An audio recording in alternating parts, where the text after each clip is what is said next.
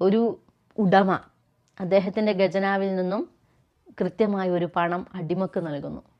പക്ഷെ ആ അടിമ എന്നിട്ട് പറയുകയാണ്, ആ യജമാനനല്ല എനിക്ക് നൽകിയത്, ഇന്ന യജമാനന്മാരാണ്, അല്ലെ, വ്യത്യസ്ത ദൈവങ്ങളെ ചൂണ്ടിക്കാണിച്ച് ഇന്ന ദൈവങ്ങളാണ് എനിക്കത് നൽകിയത്.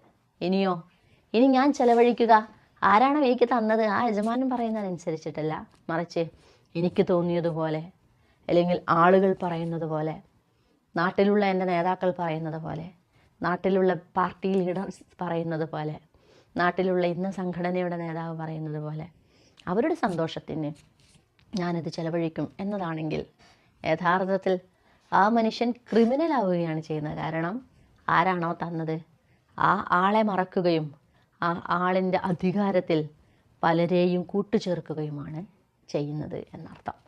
അതുകൊണ്ടാണ് പടച്ചോൻ പറയുന്നത്, അവർക്ക് നാളെ അള്ളാഹുവിൻ്റെ അടുക്കൽ ഹാജരാകുന്ന സമയത്ത് ഒന്നും കാണാൻ സാധിക്കുകയില്ല. ഇവിടെ പടച്ചോൻ വേറൊരു കാര്യം കൂടി പറഞ്ഞു വെക്കുന്നുണ്ട്. അവർ അവരോട് തന്നെയാണ് അതിക്രമം കാണിച്ചിരിക്കുന്നത്, അള്ളാഹു അവരെ ഉപദ്രവിച്ചിട്ടില്ല.